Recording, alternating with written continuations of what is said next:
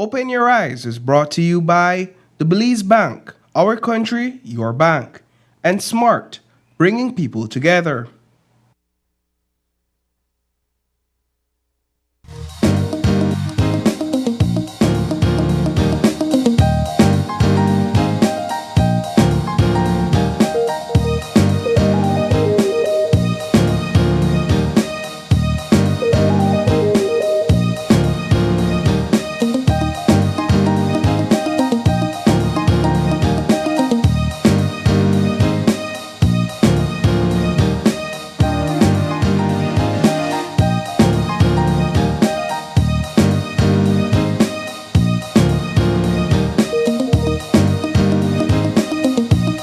Good morning and welcome to Open Your Eyes. Dr. Manin, right? I'm April Martinez. And I'm Paul Lopez. Good morning, Belize. Thank you so much for joining us on this Tuesday morning. And let's welcome Paul back.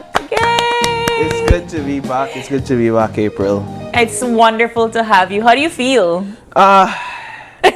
There's a lot of the emotions to sift through, but most of all excited to be here. There was a bit of anxiety I was going through after the long pause, just questioning if I remember how to do this. Do I remember what it's like? Just even coming into the office yesterday, and it really hasn't been that long, so perhaps it's just my overblown thinking, but it's great to be back, and I'm ready to start the new year. I'm excited about all that is scheduled for this year, all the plans and the visions that we have, not only here at Channel 5, but in my personal life and in my home as well. I think you feel it. It feels different, and I can't even begin to imagine how drastically your life has changed in the past month. But you didn't go on vacation, right? For our viewers that might not know, of course, Daddy Paul now is a brand new father. Your baby's 1 month now. How has it been raising her for the past month? First of all, I have to say a huge thank you to everyone that has sent their best wishes, everyone that has sent their regards, people that have sent congratulations. I'm not send Pampers yet, but hey, talk about that after it. I know my workplace definitely they hooked me up. Channel 5 hooked me up with some Pampers, and at the time and some other essentials. I didn't see the full importance of them. But 1 month in, I'm like, we could send more Pampers. Nothing wrong with that. But it's been quite an incredible journey. This image you're seeing here is on Christmas Day, actually, and the baby is decked out in her Christmas wear. Baby 7.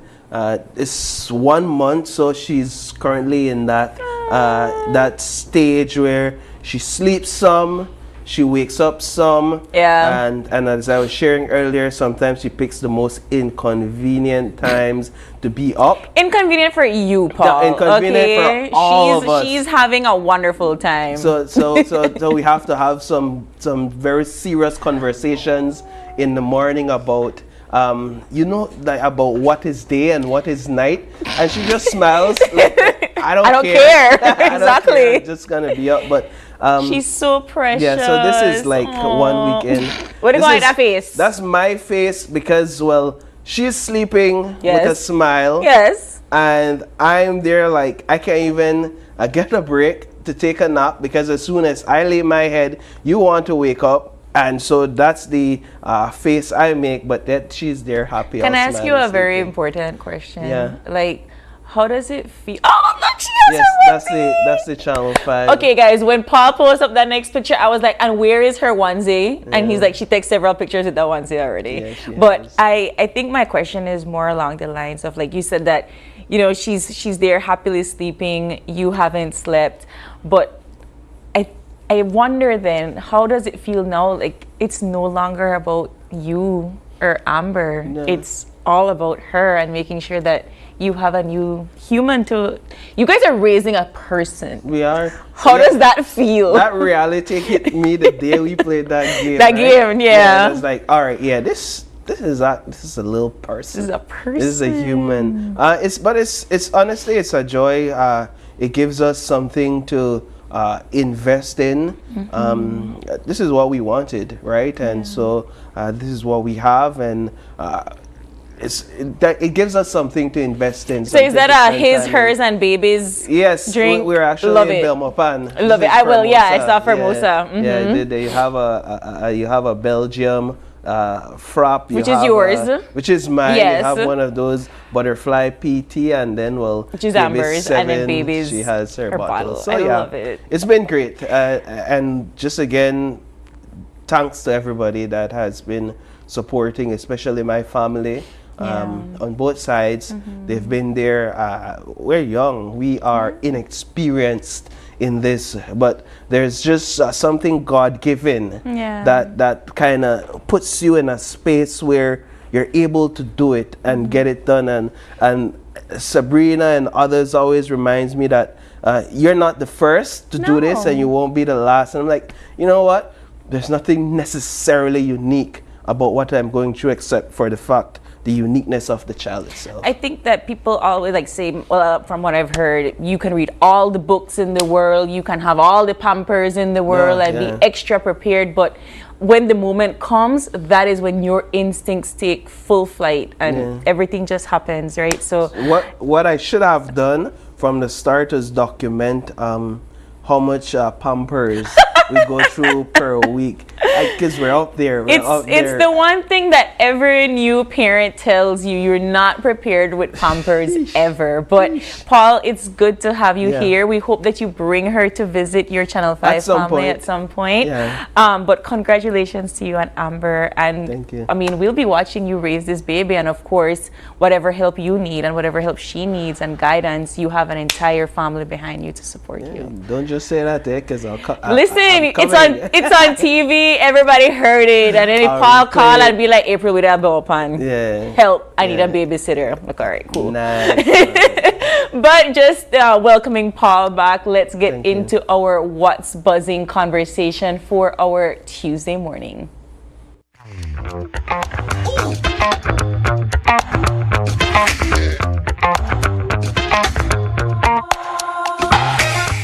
All right, so there are several topics that have been trending online here in Belize and abroad, but one of the and I know, Paul, I know you've been gone for a while, but I know you've also been keeping up, because as media people, we have to keep up no matter what, right? We are addicted to the business indeed. But one of the topics that was trending online, and I think just a topic in general that was surrounding the sugar season for the past month or so, is that it looks like they're getting some newly reconstructed roads up in the north for our sugarcane farmers. It's a perennial issue. Annually, once we get rains, the start of this sugar season is often faced with road challenges. What happens is that we go through an entire 6 months of rainy season, June to November, and then right after that,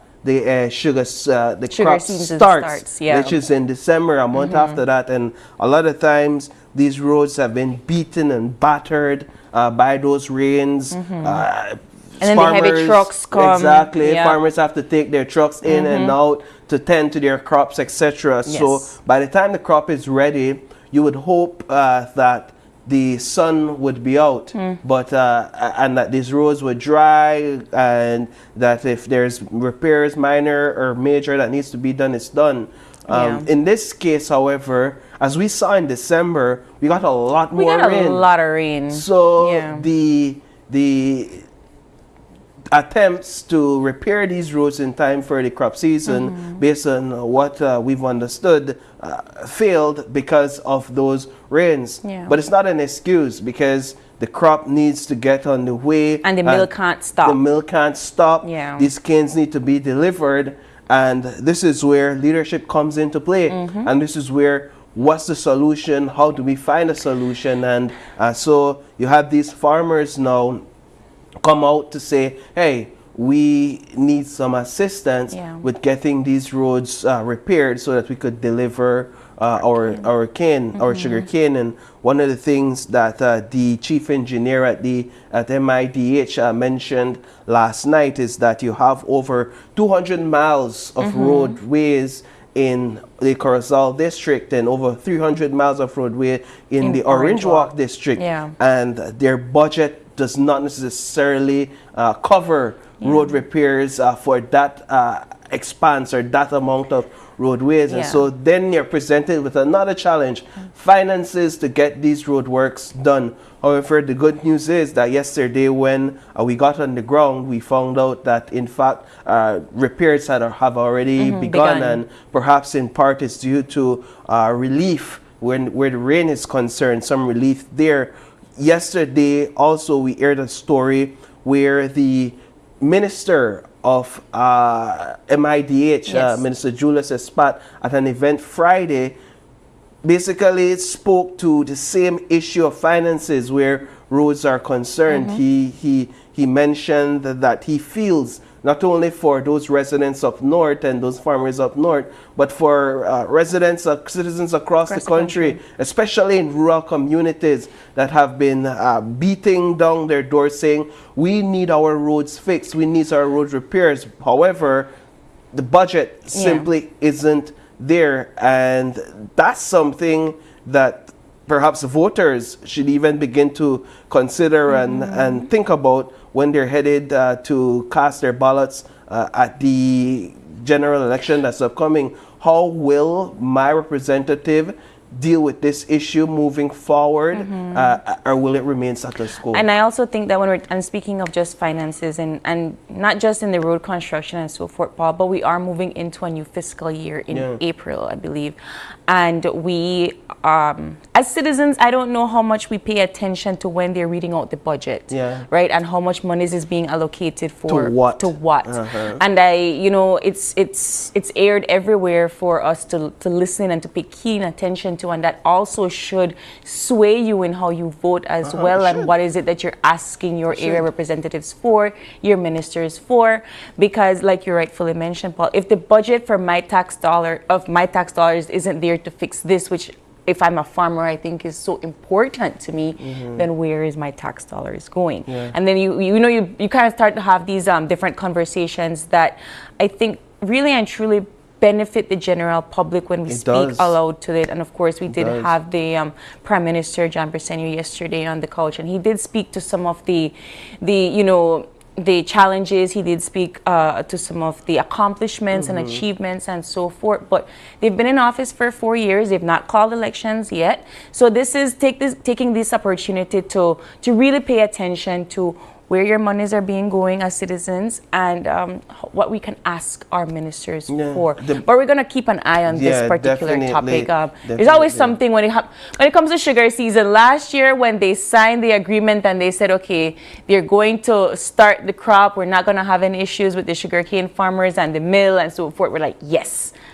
And then in comes the rain, and then in comes all of these different things, because with all of these challenges of the road and the rains, they also can't harvest the canes that are mature enough. They have to harvest young crops, and of course that does affect the amount of sugar that does get produced and the quality as well. So all of these things do take a certain amount of planning and decision making.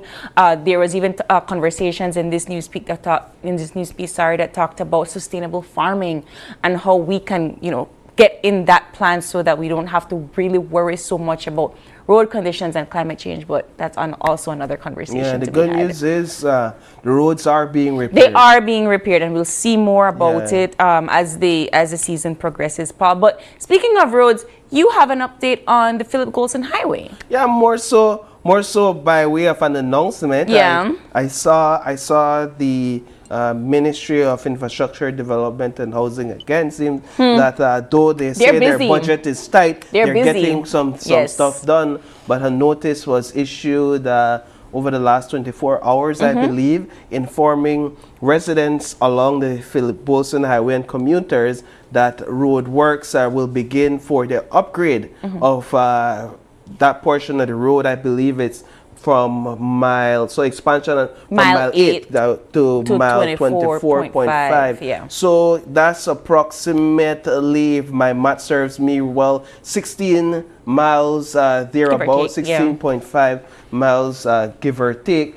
And it's the fact that the works will commence on February 3rd and will last approximately 30 months. The concern I'm seeing here, perhaps it's one of those things where progress brings problem, is the backed up traffic that we often see on a daily basis from Ladyville specifically, but from everybody commuting from the north to Belize City. We saw that with the bridge. Right, so the backed up traffic and how long it can take for residents to travel from that side to get into city to work. And here we'll have things, they're already making commuters aware that you'll have things such as one-lane traffic in certain areas that could contribute to the congestion. And then you'll have vehicle and pedestrian detours in certain areas as well. And that could contribute to some of the closeness and congestion in those areas. So it's for pedestrians to be prepared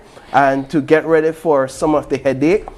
It's going to be 30 months. Hopefully that's more than faster, 2 years. But that's more than 2 years. So you're thinking about that, and you really have to plan accordingly. I really appreciate that they're giving you the notice at least a month in advance. And all the details. A couple of weeks in advance, and all the details, so that, like you rightfully mentioned, commuters can be aware. We do have this culture in Belize of last minute advertisements, so I can really appreciate that it's coming out early.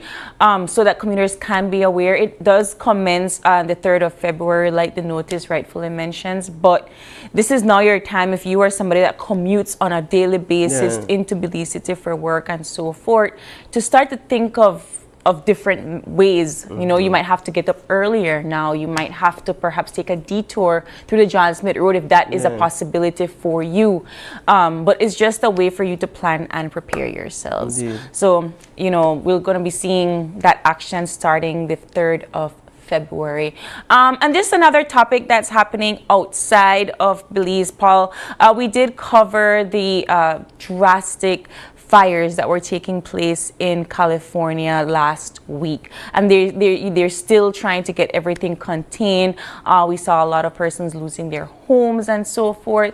We did bring you guys that topic here on Open Your Eyes last week, but what I wanted to cover, Paul, is just a little bit of I guess the bright light somewhere in the midst of all of this horribleness and darkness, is that with all of the 7,000 and so forth firefighters that came out to fight these fires in the Los Angeles area, they also had help from the California Department of Corrections and Rehabilitation, where they set out prisoners to assist in the slowing down of the spread of the fires. 900 plus inmates. 900 plus inmates. They've been basically silent heroes in this, and they're being praised and celebrated by people across the world. I see a lot of celebrities hailing them for their incredible work and contribution in this huge effort. In fact, I see some very influential people out there saying that they need to be paid what their work is worth, following reports that these inmates were being paid something like a $1 cheap labor an hour for their services, right? And then you have the flip side of the coin, where individuals are saying, well, perhaps you committed a crime, and so you are in prison, and that's Depends just on the choice you have made for your life. That's the path your life has taken, and you just have to deal with that, and you don't deserve those extra wages. I more stand with the side of you are sacrificing your life. I know you're there because some reason or the other, but you're sacrificing your life, and you're putting others ahead of you. Yeah. Sort of really in the true spirit of rehabilitation. Yeah. You know, my selfish act got me here, but Let me do now a I'm doing selfless something act. selfless, Yeah. for my community and for those around me. I So think kudos to them. I really appreciated this particular news piece because I mean it can bring out so many other topics and so forth that's taking place in the United States. But just to stay on this topic, keep in mind that a person that is a firefighter, a person in the Los Angeles area, sorry, in California, that is a firefighter, they can make up to $100,000 a year. No. That, you know, as a career firefighter. So I think persons were kind of comparing that information with saying, well, if they're only making $1 to $5 an hour, that's a little bit incomparable, right? In fact, a lot incomparable. And I guess it depends on the crime and so forth. But from last year when they were having these fires and they had the inmates assist, there were conversations about perhaps this is something they can do when they get out. Yeah. Perhaps this is Like a a way volunteer. to assist themselves after they're out, because a lot of the times, you know, prisoners that get out, they have a hard time finding jobs, they have a hard time being indeed. rehabilitated back into society. And so this could be a new way for them to have a career if they get out, right? So I just really like this particular topic. I thought that it was one of those conversations where we talk about rehabilitating incarcerated persons, what we can do as a society to assist them, and how they have been assisting their communities as well. So I thought that was a great topic to I like cover. just to point out that the article itself showed that they're making on average $5 to $10, and then $1 extra for outside activities or outside work. So where the concerns arise is that $1 extra should be increased because this isn't ordinary work or ordinary service. Very, So very there true. you have it. But let us know your thoughts about that. And just keeping it light and so forth, Paul, our final topic of discussion with our What's Buzzing. They've been on the news for the past couple of days, and that is the one and only Dr. Sutherland and the Paul Williams. Hey, I know and people are on my back in the newsroom for this, but I know the Dr. Sutherland thing is lighthearted and more so a play from what happened during COVID, but I'm not always comfortable calling him Dr. Sutherland. Got you. And perhaps I'm putting my personal Feelings or qualms on the table there, but I'm sure it's not only me. Nonetheless, Mr. Harry Sutherland, yesterday we spoke with him just to get an update about what he thought about the Compul's decision to basically have the officers withdraw the charge, and then he was definitely ecstatic about that. He told Compol he loved him, in fact. So Compol already getting Valentine greetings ahead of Valentine's Day. Aye, man.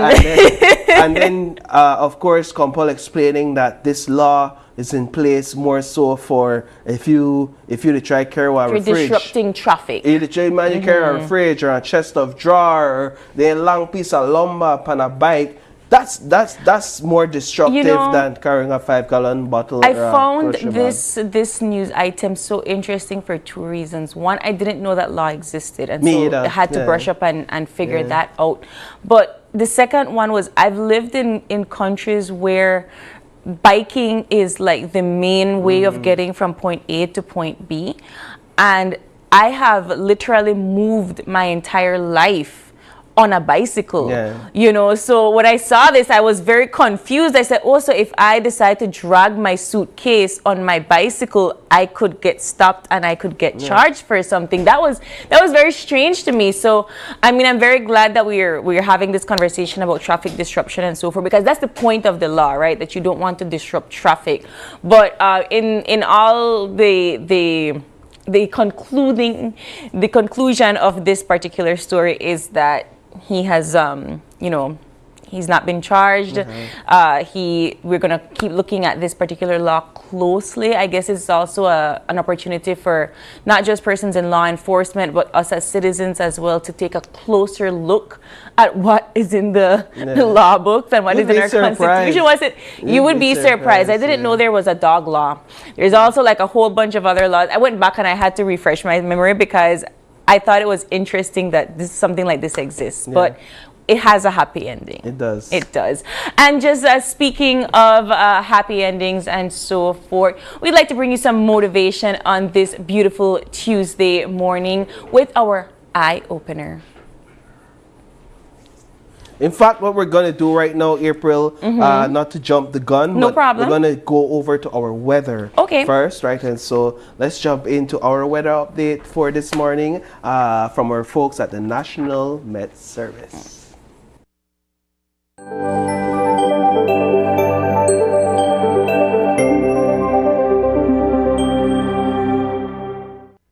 Good morning.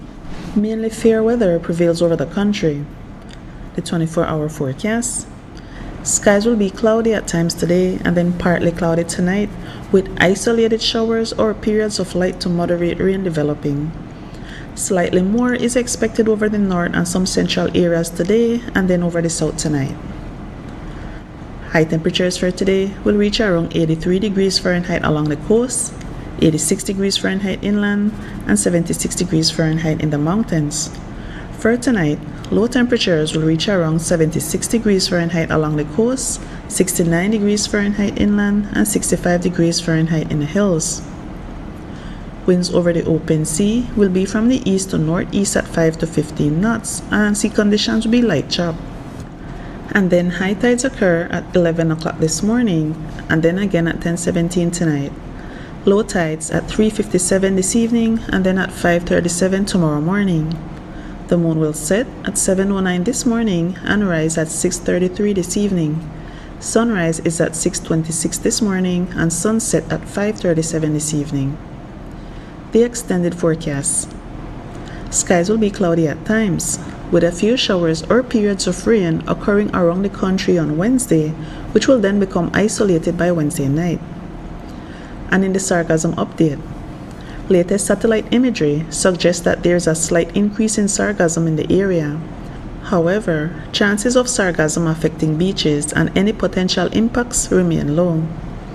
And this has been this morning's weather report from the National Meteorological Service.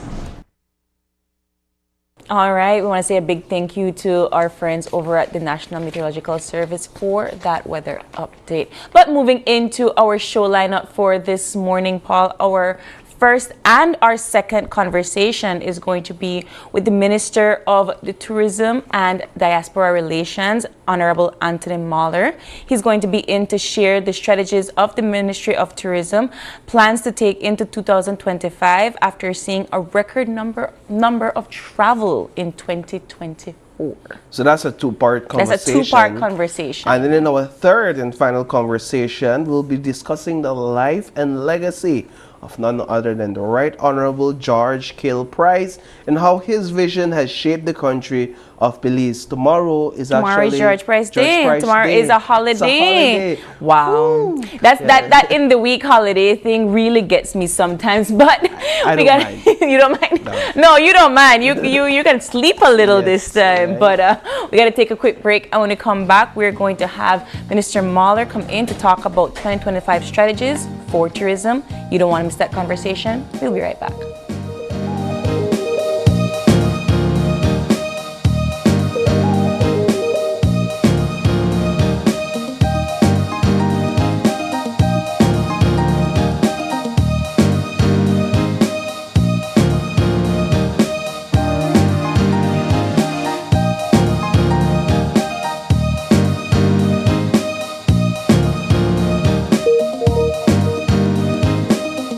Nayeli Yakab, I'm the coordinator of the Benga House of Culture Niche. Before the Belize Bank online service, I had to travel to San Ignacio because we don't have a Belize Bank branch in our community. Now with the service, I can conduct my transactions at the office, at the comfort of my home, just anywhere in the world. It has made my life much easier. I would recommend the Belize Bank digital services to everyone and anyone. It gives you back your time. It's highly reliable. It's available 24/7, and it just makes your life easier.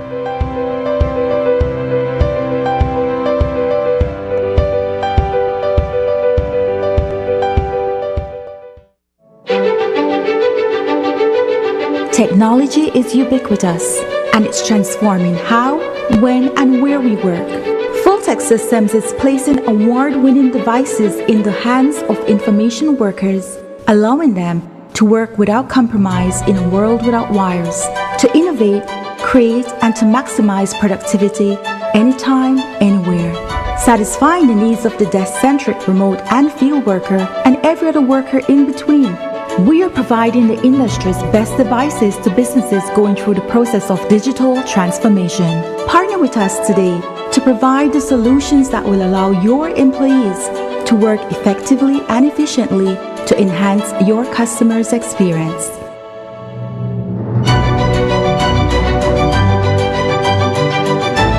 Fulltech Systems, your technology center, where you'll come for the price but stay for the service.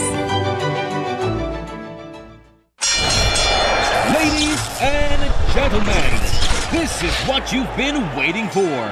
In this corner, we have the masters of limitless power and unbeatable connection. Pioneers of 4G LTE in Belize. It's the undefeated champion, Smart. And in the other corner, struggling to keep up, it's the other guy. Fight!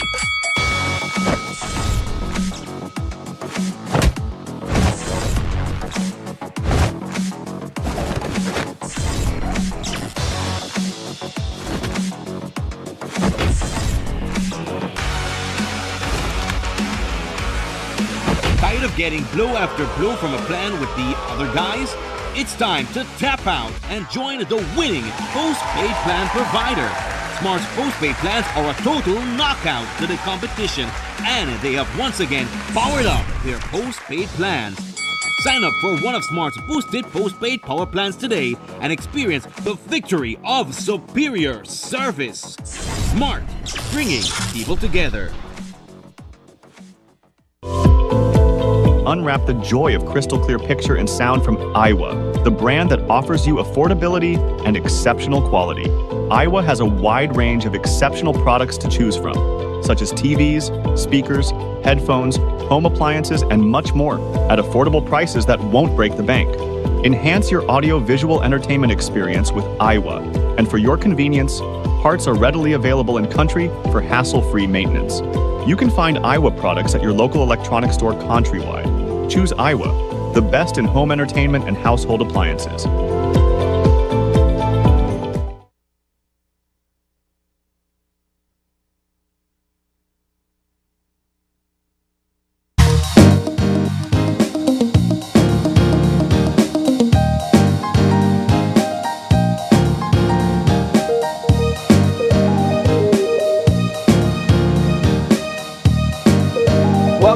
Welcome back. This is our first conversation for this beautiful Tuesday morning, and we have joining us on set none other than Minister Anthony Mahler, the Minister of Tourism and Diaspora Relations, and he is in to speak with us about the tourism industry's performance last year, what can be expected this year, and of course we'll spend some time throwing in some pick stock politics later on in the conversation there, because why not? But first, we want to thank you for joining us, Minister Mahler, on set this morning. Thank you for having me, and good morning, Belize. All right, so Minister, first of all, let's talk a bit about the incredible performance that we saw in the tourism industry in 2024. What were some of the key elements that contributed to, in fact, historic performance, and how can we maintain this momentum in 2025? Well, it started way back during COVID when we got in 2020, and we sat down with the private sector, other public sector institutions and organizations, and laid out a recovery strategy that we implemented to the T. And that got us through those very difficult times, started to rebuild the foundation for tourism. We knocked on doors significantly in terms of getting the traditional airlift that we had and new airlift. And then we continue to have discussions with the cruise lines to be engaged. We took risks during COVID with the cruise lines in certain instances, and calculated risks though, not to put the country in any danger. But we worked tirelessly with the private sector. We went into our source markets, Texas, Florida, California, New York, Colorado, and we kind of reverse engineered everything, and we just knocked on doors continuously, and we created this I think fantastic campaign, Grab Life, at that time, and that's changing and evolving as we go along. And I think with focus from both the public and private sector, strategic marketing efforts, creativity in terms of using, like you said, innovations. We are here now where we're 62,000 or about 60,000 over 2019, which is almost about 12% over 2019 and about 23% over 2023, and that's a huge huge accomplishment. Up to I think August or September, so we were the fastest growing destination in this region, in the Caribbean and Latin America. So that's a great accomplishment for us here in Belize. I can't overstate the importance of what the private sector has done during this time. All the initiatives that they rolled out as well, and all the blood, sweat and tears that they put into rebuilding their businesses. So kudos to you and thank you. Yeah, I think that we as citizens, we saw the growth quite drastically between 2020 and 2022, and I could imagine you have some figures for us for 2024. But in terms of the way that you all strategize sustainable tourism, can you speak a little bit more about how you all utilize the resources that Belize already had in order to gain that momentum? Well, eco-adventure tourism has always been at the core. So the environment, the cultural aspects that we have, the diversity in our people, the food, everything, it goes into it. The largest living barrier reef, Blue Hole, the atolls, the mountains, the rivers, the history of the Maya, Garifuna people, and all our people. I think, and the strategic location where we are, close to Central America and right next to North America, that creates a good starting point for us. And so we looked at all those things and we went, like I said, reverse engineer everything and went back to our source market. But we have embraced sustainable tourism as the core for us. So our strategy is named the Sustainable Tourism Master Plan, and that is our guide. We just updated that a few months ago, and now we're rolling those ideas out. It went through many consultations with the private sector all over the country, and now we're implementing that. Now I want to take a quick step back, Minister, just to continue on the conversation about 2024 success, to ask how the successes we've enjoyed, how will that shape or contribute to the strategies for 2025? Well, we have this thing called building on our momentum, right? So we look at source markets, and then we go after them, especially the cities that we have direct flights from. So that's about 22 of them, direct flights into Belize. And there are cities where you have multiple flights out of, like Miami, right? And other cities. But when we drill down into the information, there are still other source markets where we have not reached back to 2019 levels. Wow. So if we have superseded 2019 levels by 60,000 or so, 12%, then we believe that we can continue. If we look at those other markets, Europe, Canada, and Central America or South America primarily, and then we go into our aggression in terms of getting that getting that European flight that we've been speaking about, that's like has been on the table for months now, with a specific airline, and it's just how the dynamics roll. Sometimes these things take forever, but we are very confident that we're going to get that European flight. We had a tour of South America. Went to 4 cities: Argentina, Chile, I think Lima, Peru, and Brazil. And we're talking to airlines there as well.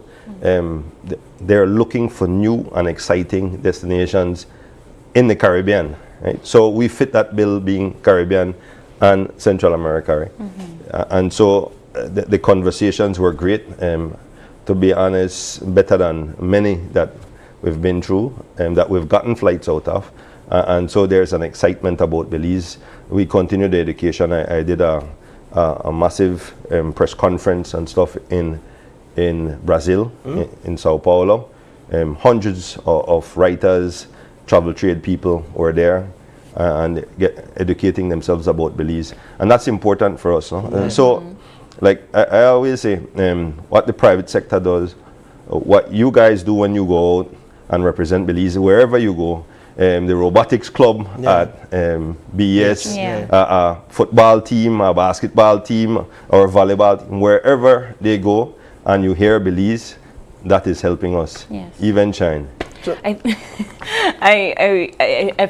we can talk about more of the wonderful achievements and accomplishments of the tourism, but what were some of your challenges and lessons, and how did you overcome those in 2024?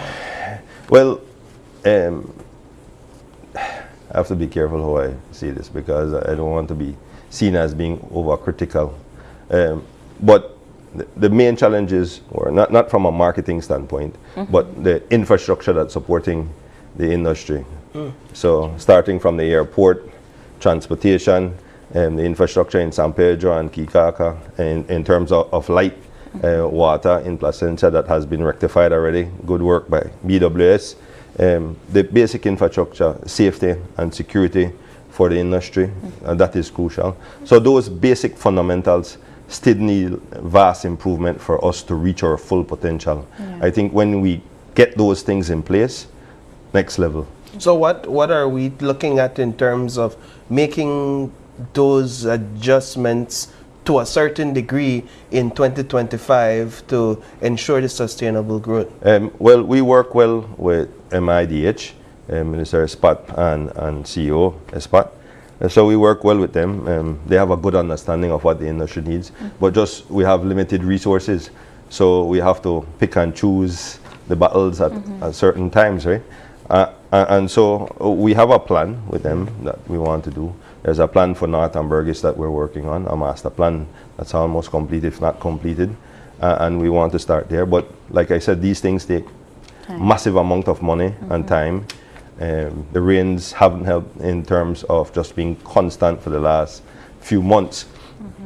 I've never seen it rain so much in the start of January. So it's just constant beating.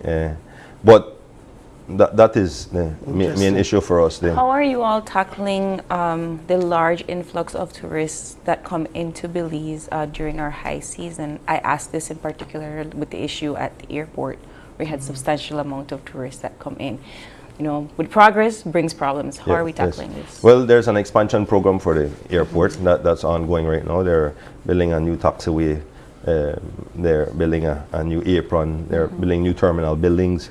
So I am confident that that's going to be rectified soon.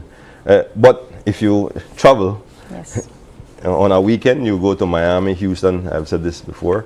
I mean, it's not such a bad problem to have, but we would want the visitor experience to be a little bit better. But any major airport you go to during peak period or periods, you will have people waiting in lines all over the place.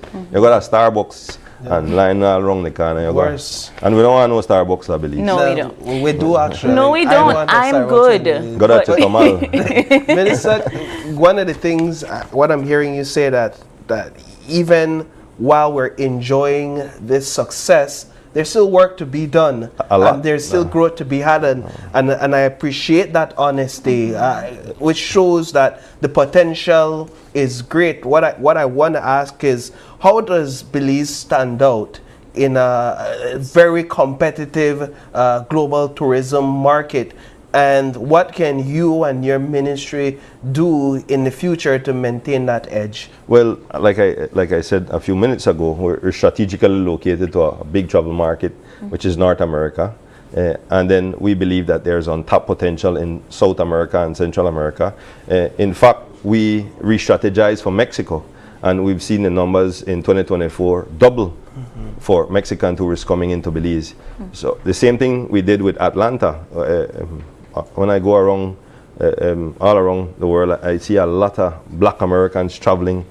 So I say, came back, spoke to the marketing department, we brainstormed and said, we're going after Atlanta. Atlanta is now one of the biggest source markets. Delta is talking about putting in more capacity out of Atlanta. So it's just looking at the markets. You can't like just throw this wide net. But you have to, in certain instances, to get the name recognition that we need, because there's still a lot of people who don't know about Belize, what we are, what we have to offer. And so that's just an educational process that takes time. And I believe that our marketing team, along with the marketing efforts from BTIA and BHA and other private sector individuals and organizations, have helped in terms of building this combustion around Belize. What? No, I was kind of listening to you talk about how well you all have been working alongside the private sector. I mean, most of the tourism industry does comprise of the private sector tour operators and so forth. When it comes to issuing, for example, your licenses and so forth for tour guides, tour operators and so forth, how are you all innovating a particular strategy to ensure that everybody's license is on time, that persons are actually qualified to provide these tours to certain spaces? Well, if you're talking about tour guide, right, there's a rigorous tour guide training program. I had helped design that many years ago when I was at the BTB, and that has evolved as well. But in terms of making the whole and the entire process more efficient, we're digitizing everything. And so, for example, if you buy something off Amazon, you can pretty much track it, or if they're sending you a UPS package, you can track it. My goal is for everybody to track where their applications are, in terms tour operators, hotels, retirement, tour guide. All right, we started the process. My package is incomplete, so you go online and see, then you send it in, and then that process, you eliminate a lot of the human interaction. We still need that in the industry, but in terms of efficiency, because the industry is countrywide, yes, outer islands, remote areas, we need to offer that type of service to our people. Right. What sort of attractions are tourists most drawn to when you think about them coming to Belize? I know our offerings are there are many. What are we looking at in terms of the peak attractions here in Belize? Well, the vast majority of people from our surveys and from our discussions with our guests come for marine activities. I'd say about 70%. And then the others go inland and all across the country. Placentia is growing as a second home destination for high income people. If you go to Placentia or that entire strip, you see many mansions being built. Homes. So that's catering to a different audience. It's happening somewhat in San Pedro, but not to the extent as that. So we have something for everyone. I truly believe that Mountain Pine Ridge is an area that is on top potential. With the road, we should see some improvement. With additional infrastructure, we should see some improvement of people going there, and just in creating a sense of security there as well. Beyond the usual. You asked a question about issues that we face. I also think that there has to be a lot more training opportunities for people, and we're finalizing our tourism training institute. Wow. Okay. Beyond the usual offerings, are there any sort of new attractions, cultural events, or activities planned for this year and upcoming years to draw more tourists? Yes, well, that's why we kind of are focusing on the music festival, stuff like that. I think the chocolate festival can use some creativity and innovation in that. Same like the Ruta Maya, that is important for us. All the festivals, the Mango Festival, the Cashew Festival, all the Tacos Fest, all of these things play a role. Food and beverage injects about 40% of the overall tourism revenues. So it's huge, right? Belize is becoming known as a foodie destination. That's another aspect. Wellness tourism, we fit the bill. There's a new thing called glamping. So high-end camping. Glamping. Yeah, you know, San Miguel camping grounds. Like glam. Yeah, glam, but if for persons that don't want to do the tent and doing your business outside, you can maybe rent like an RV or like a glamorous tent. Or, yeah, it's like a whole thing. Yeah, so that's, blowing up. That's doing even better than vacation rentals like Airbnb, VRBO, and all of these things. So there's so many opportunities for us to capture, but again, we have to create that opportunity for more of our Belizeans to participate. So the banks have to free up the money. I not checked the amount lately, but the last time I checked, we had almost $800 million in our reserves in the banking system. Free that up some more, man. As the Minister of Tourism, I have to ask you this question, but what is your favorite travel destination in Belize? Belize. In Belize. Belize. In Belize. Belize. Yes, but where in Belize? I have to go everywhere. No man. That's not a trick question. To be honest, I love sailing across the country, especially in the southern. No cell phone, no nothing, just the beauty. You get up early, drink a cup of coffee or a cup of tea, and you cook where you catch sometime right there on the boat. And I just prefer sailing all the islands down south and snorkeling the waters down there. I asked that because we talk a lot about foreign tourism and of course, overnight tourism. We just got the numbers and we're trying to do better with cruise, but what are your numbers or what are your strategies to push domestic tourism, local tourism? We have this entire campaign called the Belizean Traveler, and that's important for us, the Belizean market, because usually during the slower part of the season, Belizeans would travel more because they're summer months and kids are out, and so we want them to travel more, but also like how we have diaspora, we have taken advantage of that, and we want to see more of the diaspora come. So we're creating programs and campaigns for the diaspora, people all across the world to come to Belize. And we believe that's a key market for us. You have almost, if you take first, second, and third generation, you have almost a million Belizeans living around the world, or so they say, but maybe somewhere around 750,000. Do you think accessibility is an issue though for Belizeans?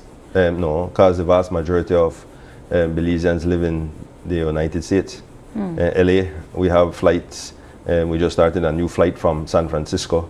We have flights from LA. We have flights from a flight from Seattle. We have Dallas, Houston, Miami, Charlotte, New York, Chicago. All over the place. But do we get a lot of stats on persons that are here living in Belize that travel to these different yes, what we do, destinations? It's not since they're digitizing the process, but we used to get what they call the ED forms, the embarkation, disembarkation forms from the immigration department, and pull the data from that. Now we also, with the Central Bank and the Statistical Institute of Belize, we do what is called a Visitor Expenditure and Motivation Survey. So why people are coming to Belize, what their spending patterns are, how much they make, which income bracket, all of these things are important. Zip code important because you have some big cities so with multiple zip codes. So if people come from 90210, which is Beverly Hills, then that is important to know so that we could focus the market there. No, earlier, or marketing efforts there. Earlier you spoke about a sustainable development plan. I'm just paraphrasing what you... Sustainable tourism master plan. Sustainable tourism master plan. Just to delve a bit more into that, just to ask what specifically, if anything, does the plan say about balancing the need for tourism growth while maintaining the natural resources, those ever so important natural resources that Belize has to offer? Belize has embraced that from day one. So we have about 1,000 hotels with about 10,000 rooms. So that averages out to about 10 rooms per hotel. And so very small developments, not these huge monstrous developments. Now we need to balance that. We need some bigger properties to be built, strategic location. We hired this group called HBS, I think out of Florida, and they look all across the country to each destination and see to see which location has the best potential for investment, so that when we go out, we could say these are the areas that we believe that you can build your hotel or a restaurant or a bar or whatever it is. This is where we want to put the infrastructure. Like, I believe that from Punta Negra down to Punta Icacos, going into PG on the coast there, or the Toledo district on the coast there, that area has great potential. And it's just a 14-mile road stopping that from going. I remember when I used to go with my friends to Placencia when I was younger, we used to go in a truck back and the road used to red out. By the time you get there, you red too. I remember the road to be red too. I had experiences growing up unmentionable on that Placencia road. So and now look at it. To me, that entire strip is what a tourism destination should look like or begin to look like. And that's why I have issues with the infrastructure in San Pedro. Even though it's our most popular destination, it has some crucial shortcomings that need to be rectified. Well, we'll continue this conversation after we take a quick break, and when we come back, we'll have more on tourism growth in Belize with Minister Anthony Mahler. You don't want to go away. We'll be right back.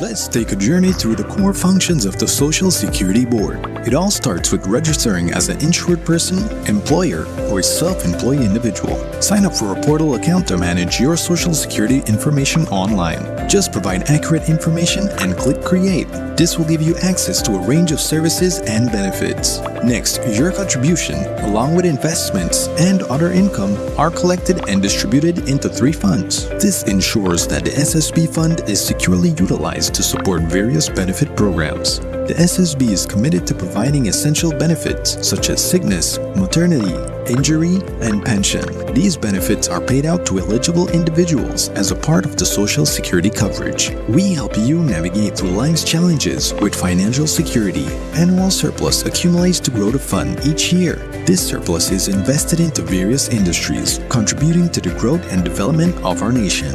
With each passing year, the fund continues to grow due to the annual surplus and interest revenue earned from prudent investments. This surplus, along with reserves, helps to bolster the SSB fund and provide a safety net for those in need. We've arrived at the end of our journey to better understanding how the SSB works. We remain committed to serving you and building a secure future for all Belizeans.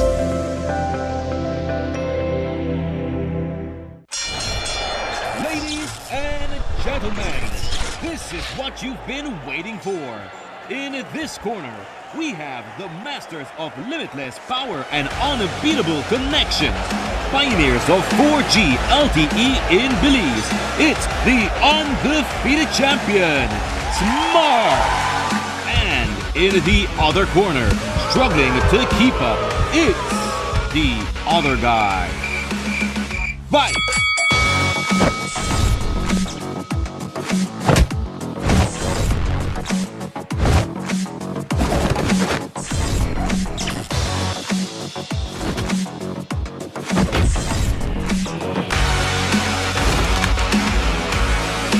Tired of getting blow after blow from a plan with the other guys?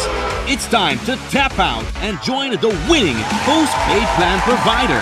Smart's postpaid plans are a total knockout to the competition, and they have once again powered up their postpaid plans.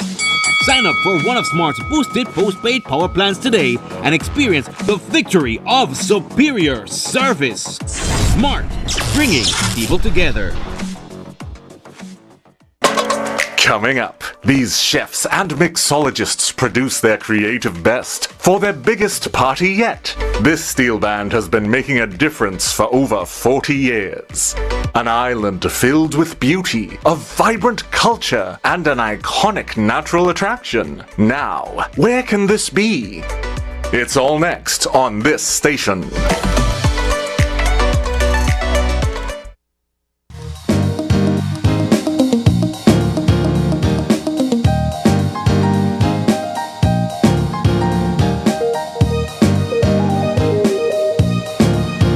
Welcome back. This is the second segment, and of course we still have with us none other than Minister Anthony Mahler, Minister of Tourism and Diaspora Relations.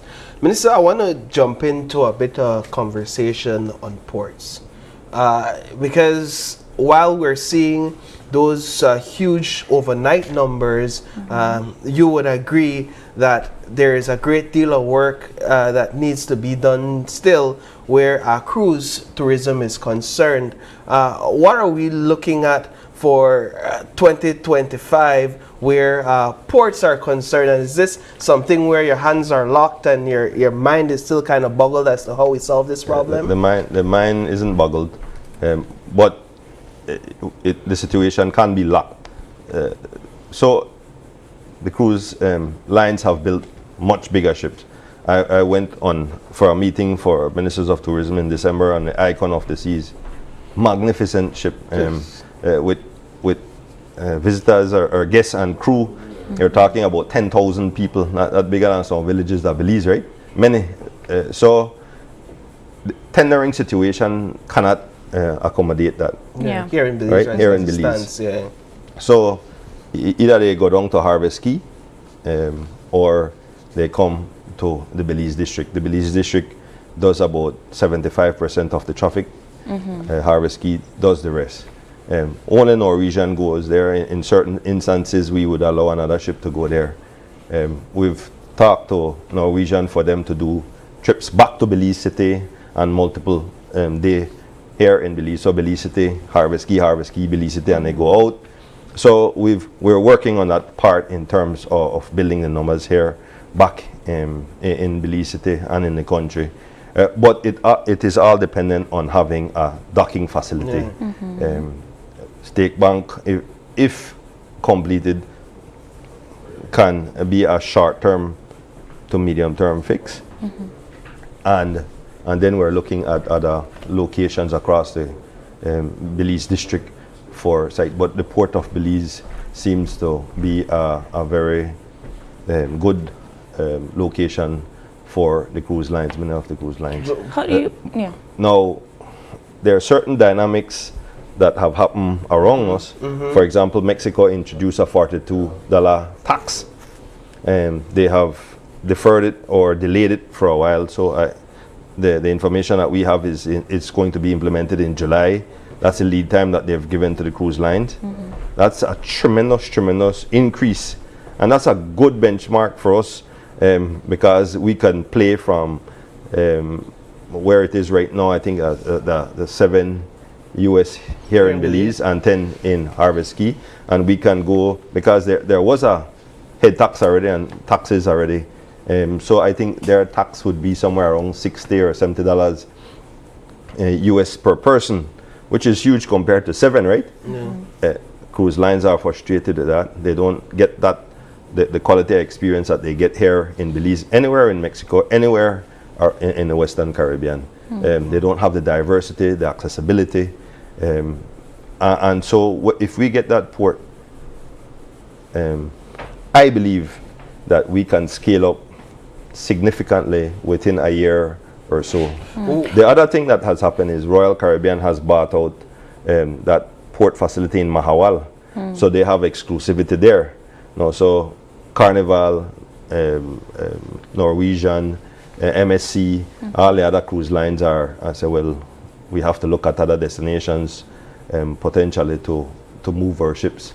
So all these things create important. The Western Caribbean is very, very important for the cruise lines. I have reached out to the Minister of Tourism in Mexico and Honduras to say we need to strategize as a region. And then we go sit at the table with the cruise line and say, yeah, this is what we want to see, this is what we want to do. Wow.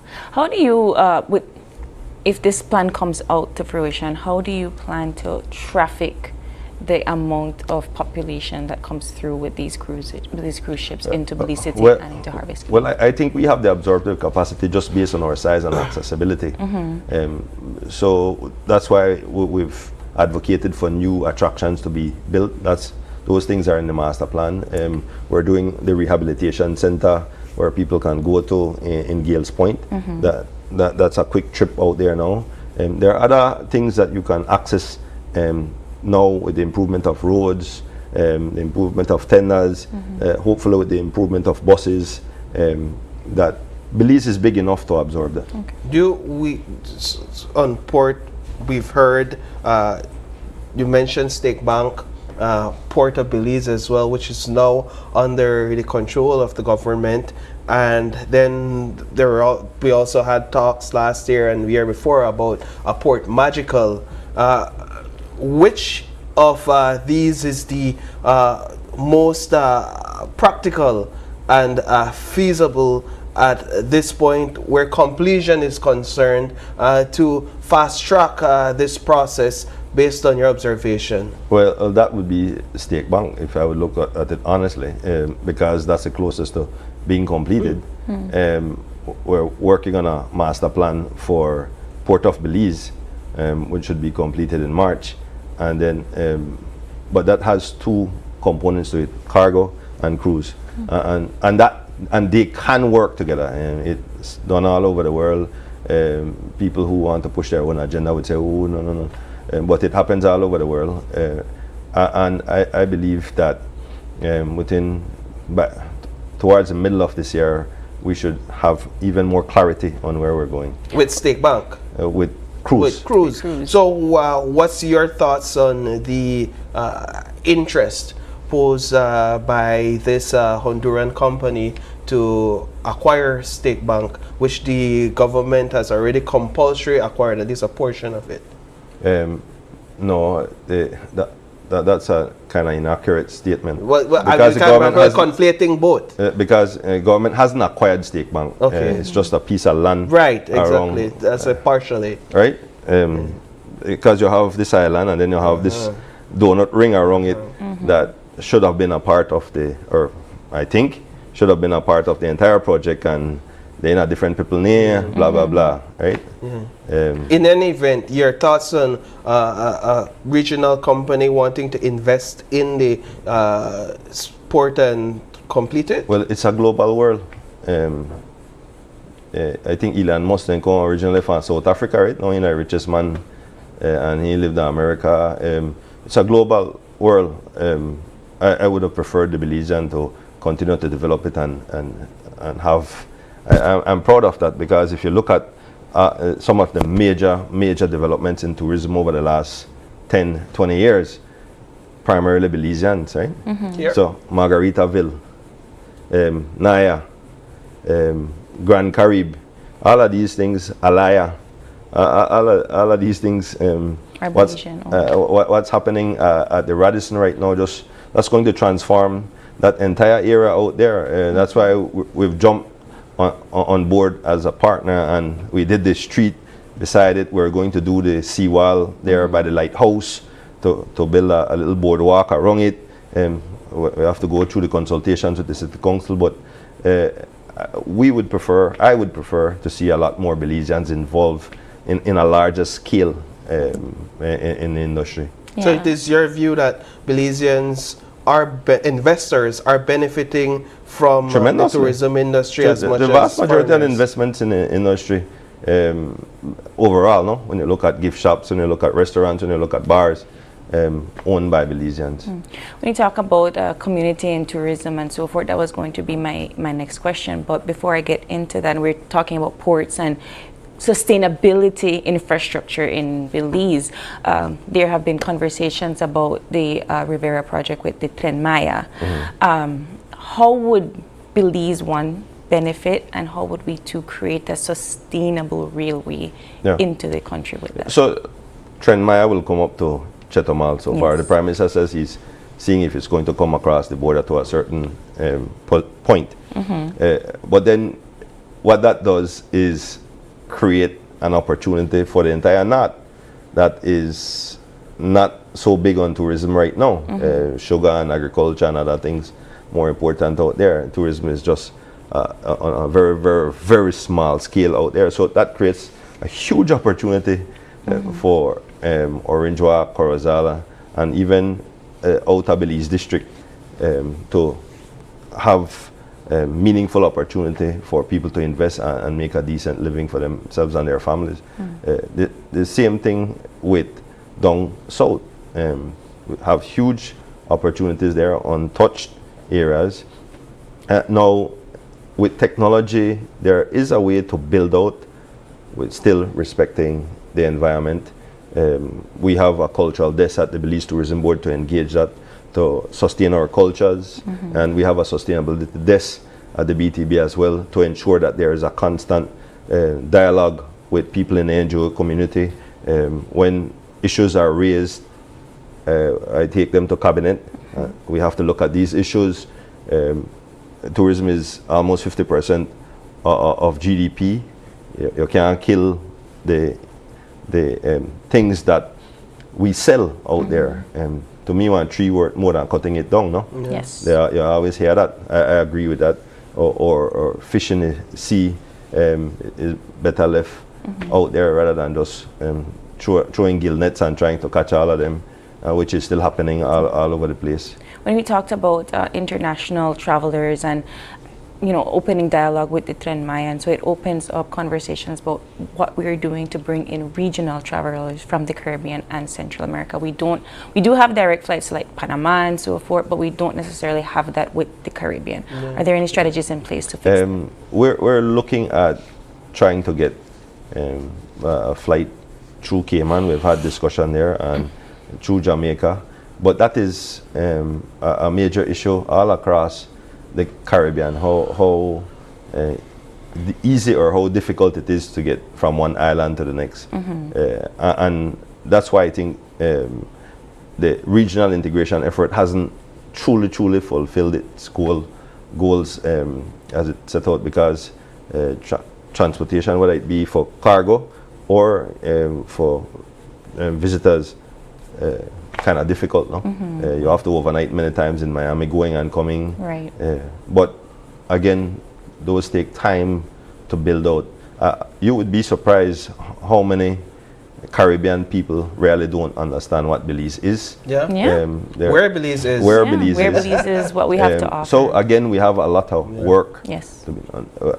We're pushing hard in Trinidad, which is a big country in terms of population size. We're starting to push hard in Jamaica for more Jamaicans, but we can't have them one with the throw themselves on ground and all the theatrics, right? And what about the regional travelers, Mexico, Guatemala, Honduras? Like I said, Mexico is a huge market, 120 million people right next to us. Tren Maya is going to create that opportunity. Indeed. Actually, and I'll say this,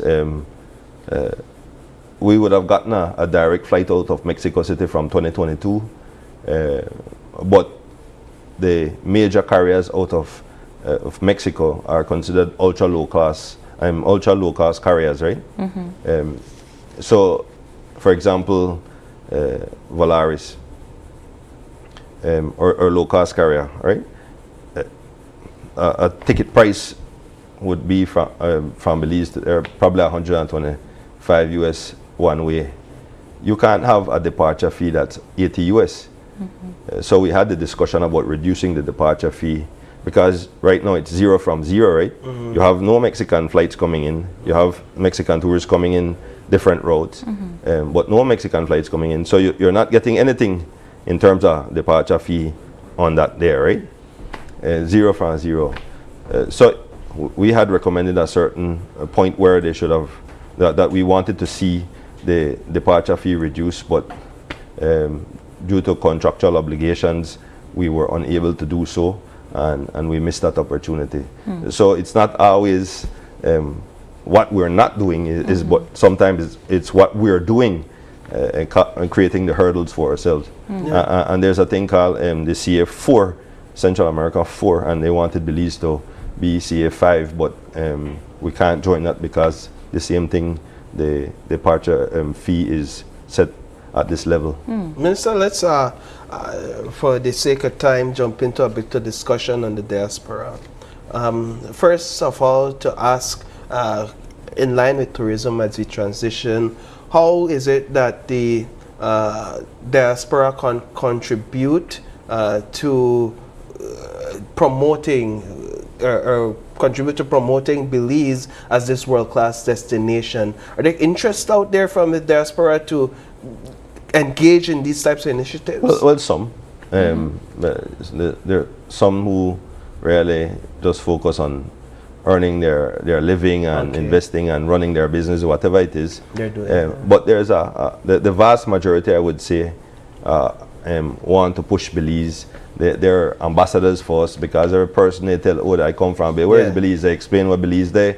Very, very critical to the entire marketing process for us. But they are also important for investments. So the people from the diaspora are coming back and building small boutique resorts, restaurants, bars, gift shops, and they're doing tour companies. All sorts of stuff, and I think it's a great opportunity for people to come back home, and many of them who want to retire at a younger age and come back and live home, many coming from colder climates into warmer climates, but they send back close to $230 million, $220 million a year through the official sources, so not through barrels, not through envelopes, not clothes when they send back. This is just 220 million a year. Before COVID, it was 90, and then when we went through COVID, it shot up to like 200 million. So they really help the diaspora, really help people here in Belize, their families, friends, sustain. When we had 33% unemployment, 33% unemployment, people were struggling immensely. Do we have statistics on how many people, Belizeans, we have living in the diaspora? It's a very difficult thing, because a lot of them jokingly say went through the back, right? Like one of my friends said, right? But a lot of them are not, haven't gotten their green cards or anything yet, and so. But the estimate is about the same size of the Belizean population here in Belize. We have out there in terms of first generation, so about 400,000. Wow. I say about maybe 300 to 350. So if all of them migrate back to Belize, we double the population. What about diaspora voting? What's your thoughts on that? I think you have to live in Belize. You participate here in Belize. You have an address here. You have to know what your street look like to be able to participate in that voting process. And they can. They just have to come home and register. And come vote, right? I mean, so that help the tourism numbers anyhow. Isn't $220 million enough of an incentive to get to make their votes count? But they have to come home. There is an opportunity. They have to have an address here, and they have to come home to vote. Are we still on this the sense of you have to go to the ballot and cast your vote? If I live in the diaspora and I'm registered here and I want to vote, can I vote? while I'm living away? No, right now that isn't an option. Okay. So All right. only if you're working for the government and you have a proxy, somebody goes in and vote for you. Okay. So, Minister, if we could switch your role one more time and talk a bit about your Pickstock constituency. How great of an honor has it been for you to serve your constituents this term, and talk a bit about some of the accomplishments that we've been able to see come to pass? I mean, it has been truly a great honor. I'm humbled to have had the opportunity to serve this first 4 years and change. And we'll see what happens soon in terms of going into a second term. But they have been behind me. I can't say 100%, but close to 100%. We won by probably about 87% of the votes in the last municipal election, and that has been increasing for us. We've done tremendous work in the constituency in terms of infrastructure, in terms of social programs, in terms of providing educational support, medical support, housing. We completed all the roads. We have the Hope Center. We did Berger Field. We did all the upliftment on Mahogany Street.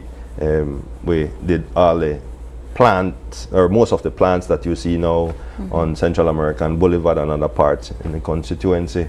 Because I believe if you live in a decent environment, your mindset changes, right, a little bit, and then we could work on you in terms of creating that human being that believes that they have hope and that they can be something here in this country. How would you grade yourself for your first term? I'll leave that up to the people. But if you had to, how would you grade yourself? I don't grade myself. I will leave that up to the people and see what they say this next election. But there's never enough, right? I mean, that's the hardest thing for me. That, man, some days I just can't do it, right? And how we get it done, and you beat your head, but there's just limited resources that you can raise, that you can use out of the community development fund. I was created to capitalize it and borrow some money off of it and that type of thing, so that I can try to do more projects. But that's the hardest thing for me as a politician. It's difficult for me to say no. And so when I have to say no, it's because I really can't do it. But there's still, for me, countrywide, there's still far too much poverty. There's still far too much ignorance. In this day and age, I think every child should be in school, should at least complete up to 6th form. High school now, and people, I mean that like 6 back in the day, I know they beat down for anybody, but I'm just saying the world is changing. That is the reality. Yes. You can't go get a high-end job with a high school diploma, even a 6th form degree or certificate, whatever it is called these days. Do you beat your head over crime as an issue in Belize City, in your constituency?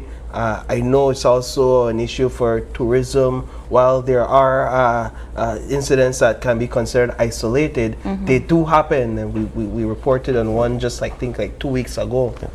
But this change doesn't happen just overnight, right? And so I like the trend that you're seeing. The murders go down, major crimes go down. These things take years and effort. And so that's why it's important to have NHI countrywide. That's why it's important to have free education countrywide. But like I said, we have limited resources. That's why it is important to grow and diversify the economy so more people can work and have a decent living. And now we have to change that mindset that for a lot of people, because to be honest, I've spoken to like me, one of my good friend, I know for a young boy, for my constituency, he and I were having a discussion Saturday at a funeral, right? And I said, he said, I could go work at waste control anytime. I said, why you not do it? He said, I know they do the kind of work. So I said, you prefer rob, shoot, go jack somebody. And he say, yeah, I have to feed me pick the name. I say, no man, that I want, me and you have lunch when you leave sober. And I want to show you and explain to you why, because you're an example for your children. So if you talk about that, then that's an example for your kids, right? Or for your daughter. We have to have, I mean, belief that it's okay to work at waste control and to pick up the garbage. It's better than living a criminal life, right? That not get you nowhere. That most of them end up in a jail or dead, right? Is there a just on labor shortage in the tourism industry? There's a labor shortage all across the country. So if you really want to work, you get out there and look. There's work. Job. I mean, I was having lunch the other day at Chowsana and Lee Mark say he look for people and he need more workers. So it's that when the Prime Minister said, oh, that's not true, but it is really, if you talk to even in the construction business, a lot of buildings going up. Now what the skilled laborers are doing is by $100, $150 a day, $200 a day, some money. So again, that's pushing up the construction cost, but now the skilled people. And so I believe that we should reinvest in the IT vets again. I understand that the Ministry of Education is doing that. And we need skilled people, carpenters, plumbers, electricians, people who understand AC. But, so there's so many opportunities for us in this country that people can live a decent life. And all of these jobs directly and indirectly support the tourism industry. Right? Because you kind of need everything. Technically, there's so much that connects to the tourism industry. And all other ministries as well. But Minister, in terms of plans for the future, if re-elected, what do you have strategized, not just for the tourism and diaspora, but for Pickstock? Well, when elected, whether I am Minister of Tourism and Diaspora Relations, that's up to the Prime Minister. If he offers me that again, I will be grateful. There is work to be done that we have started and not completed. Like on the Board of Management right now, we're working on this huge master plan for a high-end marina that can hold at least 24 boats down in Punta Gorda. We're doing the front street to prepare for that. We're improving the road to little by little to Lobanton because that's an accessible site. We're going to do some more work in there for it to accommodate people. I think the Toledo district has so much to offer. Every consultant that we've brought to Belize, each one of them has said that man, this place amazing, right? Just the diversity in terms of the product.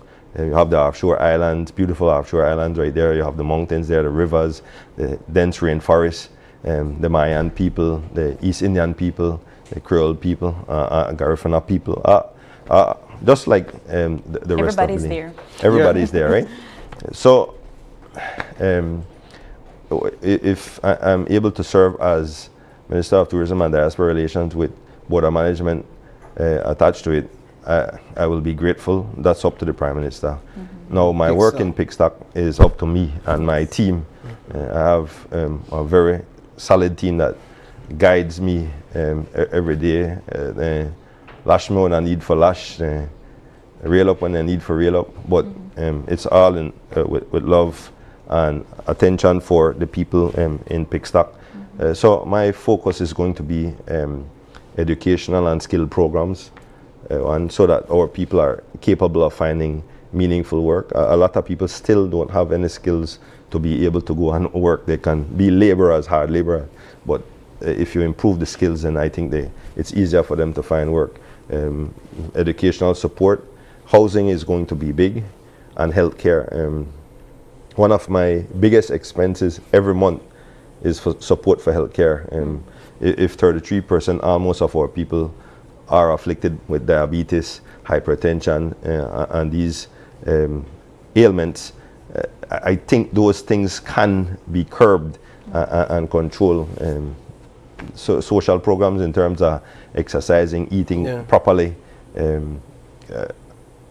If we do that, then we reduce the demand for people to go to the hospital and spend money on that. They can spend money on food, proper food, they can spend money on education for their children, that sort of thing. So for me, healthcare, security is also important, and opportunity for educational opportunities and housing. Final question for me as we wrap up.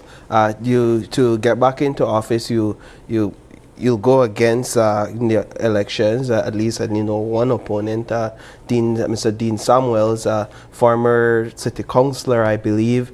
What's your thoughts finally on the current makeup or position where the opposition is concerned? And I know a lot of times elected representatives don't get themselves mixed up in opposition business, but when election time comes around, that's your opponent, and when you're in office, that's your opposition. And then I know, as much as you and Mr. Barrow are friends to an extent, you also have some heated exchanges in the House as well. So have you been observing, perhaps from a distance, what has been taking place in the opposition? You can't help but see it, right? So I like it and I don't like it. I like it because that gives us an opportunity to definitely get a second term. And I don't like it because I think you need the check and balances in place for us, and you need a solid opposition to do that.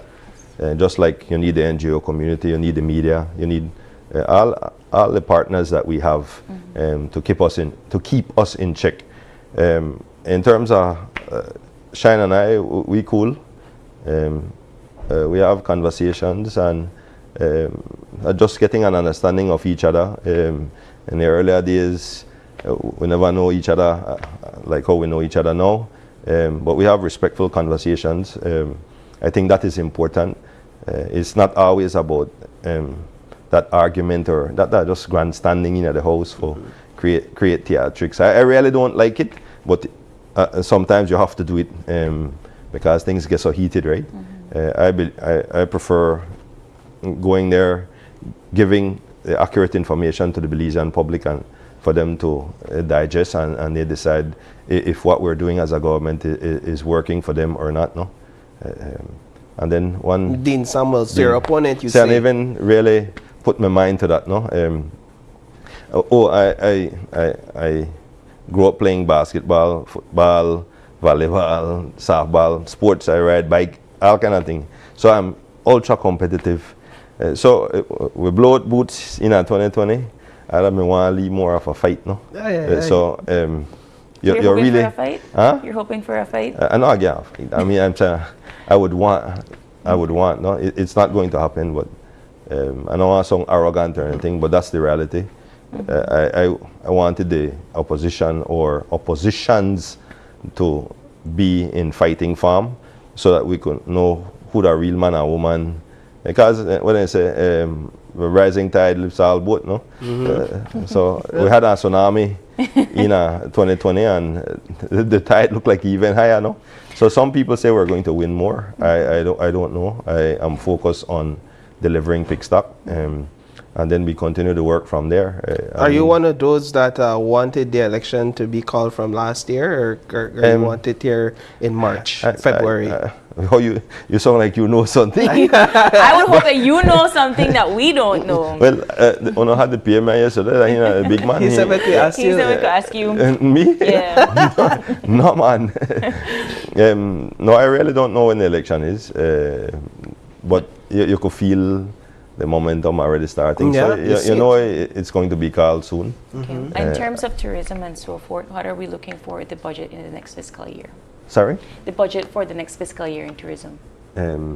Well, most of that budget comes from the head tax and cruise tax and other fees that we collect at the BTB. But the Ministry of Tourism, from the Ministry of Tourism standpoint, is different from the BTB. Okay. So the ministry has, I think, the smallest budget in the entire government, but BTB collects about 45 million or so in taxes and fees, and that's what we use for marketing, which is extremely expensive internationally, right? So when you hear like Costa Rica spending 50 to 75 million US, and we're somewhere around 12. It's the comparison is right? a little. So we have to be creative. We have to make noise as much as possible. So like the Blue Bond thing, that did a tremendous amount of good for us in terms of getting our name out. I mean, the amount of people who ask me about that just in my tourism travels important. What I want to do this year, because a lot of people have this misconception that when we travel to spread the word about Belize, that we live this glamorous lifestyle. Sometimes we do 5 cities in 7 days, right? And you talk about European cities, you fly transatlantic, and it's tiring. You know, say nothing. I will start to invite the media more, for you to come at the trade shows, for you to get that experience, for you to see what we're doing. You can talk to the media over there. You can build relationships as well. I think that is important for you guys to see what we do. And be at those press conferences when they happen, right? Yeah. Yes. Minister, time has so much. elapsed. We want to thank you so much for joining us this morning and having this extensive and very insightful conversation. Final thoughts as we wrap up. Well, I just want to wish all Belizeans prosperous and blessed 2025. Like I posted on New Year's Day, I think if we are focused, if we truly know what we want as a nation, Belize can accomplish great things if we work together as one people. And so that is my message, my parting message. Thank you, Pickstock, for giving me the opportunity to serve these past 4 years and change. I look forward to another 5 years with God's will. Wonderful. Excellent. All right, we're going to take a quick break, and when we come back, it's all about honoring the legacy of the Honorable George Cadle Price. We'll be right back.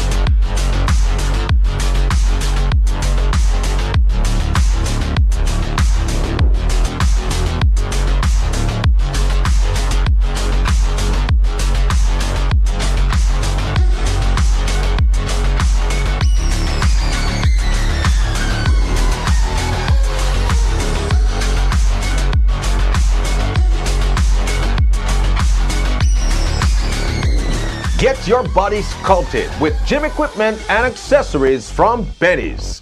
Quality and savings.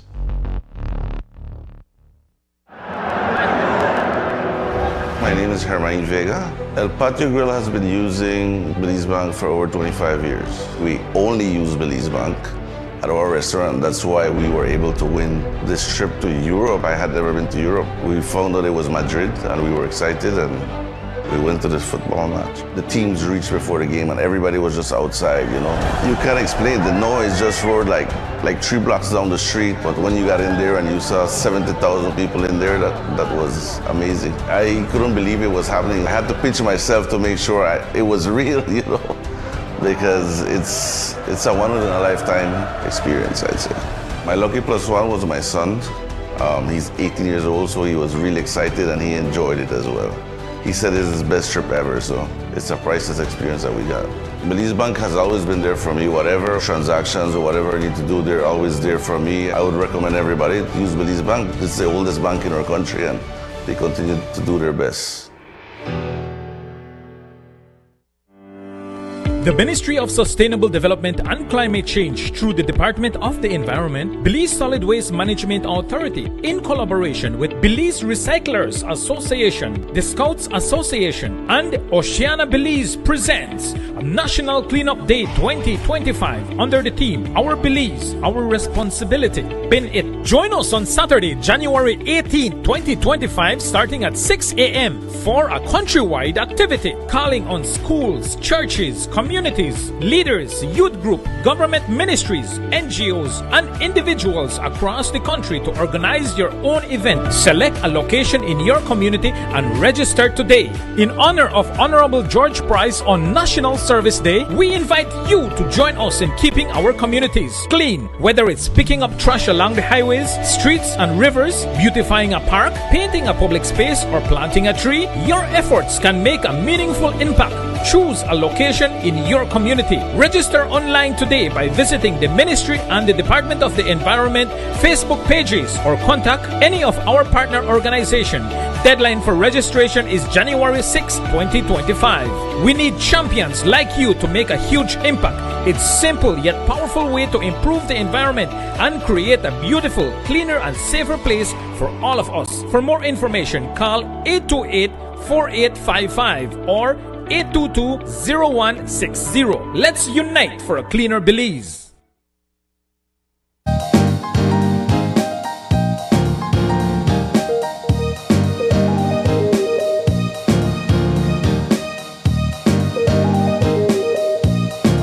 Welcome back to Open Your Eyes. Joining us for our final conversation. It's all about honoring the legacy of the father of the nation, and since tomorrow is George Price Day, we have with us Director of the Institute for Social and Cultural Research, NICH, Mr. Rolando Cocom, and Public History Officer at ISCR, NICH, Mr. Giovanni Pinello, to talk to us about the vision of George Cadle Price. Good morning. Good morning. Good morning, Paul and April. It's a pleasure to be here, and Happy New Year to you both and to all your audiences. Of course. It's so funny because these are my colleagues. Yeah, I go back after this.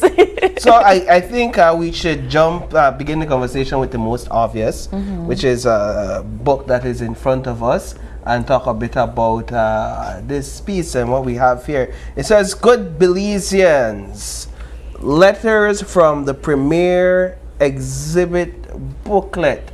What is this? Right. So, Paul, we have with us Mr. Pinello, my colleague, and we've, along with April, who also, as you mentioned, work with us, have been looking at the Premier's collection. This is about more than 50 boxes of records at the Belize Archives and Records Service that has records on his period as Premier, which was the highest leader during self-government, that is from 1964 to 1981. And we looked at the collection and made a selection of records, in this case, letters. Previously, maybe some people would remember that we launched an exhibition called Let Belize Live, which featured his speeches. So for this year's George Price Day, which is tomorrow, we will do a wonderful ceremony in front of his the Price family home on Pickstock Street at 10 a.m. And as part of that ceremony, we will unveil the Good Belizeans, but you all are very privileged. We're bringing it from the press this morning. This feature of letters that Mr. Price wrote, which indicates his thoughts and actions over time on various matters of national importance, but also that indicates his personal side. In fact, there's a letter there where he writes to Miss Peggy, saying thank you for the sweet bread and bun. Wow. So that's how he was here. That's how he operated. A lot of people would easily recall him being a very gracious leader who appreciated the very basic or everyday interactions with Belizeans. So some of these letters are synonymous or in comparison to like text messages today, or an email sent in today's day and time? Well, for sure, because there was no text messages at the time, Correct. right? So to you're send absolutely somebody right. a letter about sweet bread. Right. Yeah. Indeed, the choices that we've made, no, there are hundreds of letters, maybe thousands in the boxes, but it was from a few. And we're grateful to our colleagues at the Belize Archives and Record Services, as well as to our friends at the National Heritage Library, a branch of the Belize National Library System and Information Library and Information System for the photographs. But likewise, well, if we enter the thank you list, we can't miss out Delmer Sim from the University of Belize, and it's a terrible terrain to enter into thank you, Paul. So you'll have to stop us, because if we start to say thank you to everybody, it's a work of partnership. Right. So here's one I found interesting, just because it's one of the first. Planting of trees in Hattieville, right? So this would have been a letter he wrote to Here's the date. the 31st of May 1965 to Miss Basil Smith, right? And she's a public officer. Actually, it's a he. Is he? Okay, Yes. the Mr. Sorry, I Mr. said Miss. He's a public officer from Hattieville. And the Right Honorable Judge Price, at that time Premier, wrote saying, now that the rainy season is approaching, it would be well to plant some shade trees alongside Hattieville in order to take away that desolate and bare look. No, it's funny because you were just here with Minister Mahler, and he was saying, you have to beautify the space So he to make it nice and welcoming. And in this, letter, 1965? He suggested the following trees: pine tree, sea grapes, flamboyant, etc., saying that all you have to do is arrange it with the agricultural department and central farm, and they will supply the trees.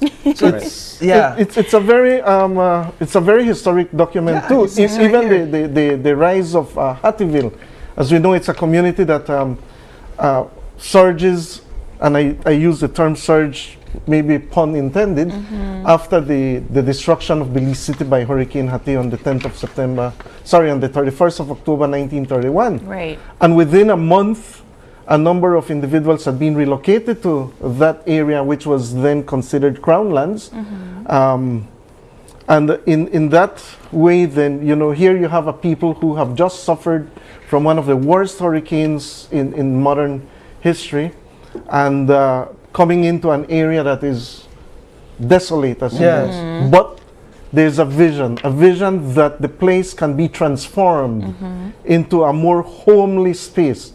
And likewise, there's another letter which we did not include, in which he speaks about planting coconut trees. Seems like he liked planting, because I found another letter about planting. No, but it kind of alludes to what you all are doing at number 3 Pickstock Street with this with ceremony and the house, but you all also have another vision for this space, yes? Right. So it was, the groundwork for this was laid last year when the Price family agreed with Niche and the Ministry of Education. Of course, the minister playing a very key role there, Minister Fonseca, with the intent of making the Price family home a museum, but also into making it a botanical garden. It has very spacious backyard, and the Price family has agreed with Niche to make that into a special feature for the city that will drive new experiences for students to learn about the diverse flora and fauna of our country, and it will also then be symbolically unveiled tomorrow with the start of that botanical garden. We expect to plant 3 symbolic trees, the soursop, allspice, and the chate. And so these 3 trees, as you could imagine, has very important stories, but let me highlight the allspice. It is a staple of the Caribbean. And if you know much about Mr. Price, anytime he spoke about Belize, he said Belize is a country in Central America within the Caribbean basin. And so the soursop being native to Belize, native to our region, highlights this bridge that Mr. Price always spoke of, that Belize can play within regional affairs. And of course, the chate being the tree that triggered the mobilization of our Friends for Conservation and Development, FCD, who are also our partners for this event. And in fact, I don't know if your colleagues can show us, but we have some footage there of 3 boulders coming from the Chiquibu forest to be placed at the Price House. They are already there for tomorrow's event. And so these will become features of the botanical garden within the city. Yeah. As Mr. Price urged Hattieville to beautify the space, well, we are also doing the space justice by bringing these oldest rocks that Belize has to offer, Wow. to bring that history into the city. I wanted to read another letter because ahead. and Are of you course on the these, concerns of speeding? I am, because okay, here is my, and this is I'm going to ask my question afterwards, but we're talking about not just him writing these letters and so forth to public officers and so forth, but it showed his humanity, right? His human side. We often speak about George Price in this way, that he walked the talk. Right? If he's saying, let's clean up the street, he's going to go and clean up the street himself. Right. That was the type of person that we knew him to be. So I found it quite amusing, this letter that he wrote on the 22nd of January, 1974. And he's writing it to the Honorable F.H. Hunter, who is the Minister of Power and Communications at that time in Belmopan. And he said, "Dear Minister, on Friday, the 18th of January, 1974, at about 5 p.m., vehicle number 2995 of BTA was seen at about mile 33 Western Highway, driving at a speed beyond 40 miles per hour, breaking the speed limit. Please make sure that all vehicles observe the speed limit. Sincerely, George Price." What I found so amusing about this letter is how detailed he wrote it, in terms of not just the date, but the time. He wrote down license plate number. He said who it was for, where he was at the time that he saw this vehicle speeding. But also 40 miles per hour. I think George Price would be very disappointed in all of us right now. Letters after letters would be written. Gentlemen, in your research and in your work and discovery or processing these letters, what have we learned more about George Price's approach to leadership, his humility, and his compassion for people? I think, and I was fortunate enough to have be coming up the Western Highway, now the George Price Highway, back in the around 1989. I was still studying in Belize City, but I was fortunate enough to hitch a ride after a public meeting which he had in Benke, and coming up to the city. And what you just mentioned about the road and the upkeep. I recall stopping right around Kikiwitz. There were a whole set of tires, pieces of tires from the big trucks. And we stopped there, picked it up, 3 of us, the driver, Mr. Price, and myself, and we piled it up on one side. And he took out his pen and paper and he wrote there. And his note, he was saying it, "I have to remind Mr. Ramos of Recondev that this needs to be picked up tomorrow." That was a Sunday evening. Wow. Likewise, there was his concern then goes beyond just raising trash, goes beyond looking at vehicles and knowing that we have to be accountable, knowing that we have to take care of the things that belong to the people, the government as a caretaker. Yeah. And so these are some of the intricacies that come up in many of the letters. Earlier, Mr. Kokom was mentioning the thank you note to Miss Peggy for sweet bread and cakes. Likewise, he's the diplomat who sends a thank you note to the late Sir Sridhar Ramphal, who had made a presentation in favor of Belize's move to independence with sovereignty and full territorial integrity. Even when Belize was not yet Belize. This was March 1973. And as we all know, Belize would become Belize in June, Yeah. actually. The bill had been passed, of course, in March. So there are quite a number of things that stand out from his correspondence to individuals as well as to organizations. One of the things that also stands out from this is that very same mention of the support for the name Belize, which came from countrywide, transitioning from that colonial era, that decolonization steps from British Honduras to Belize, and the support that was gotten countrywide. There are a number of documents, a number of letters that were sent by individuals, and his response, whether it was to one person, to village councils, to town councils, to organizations.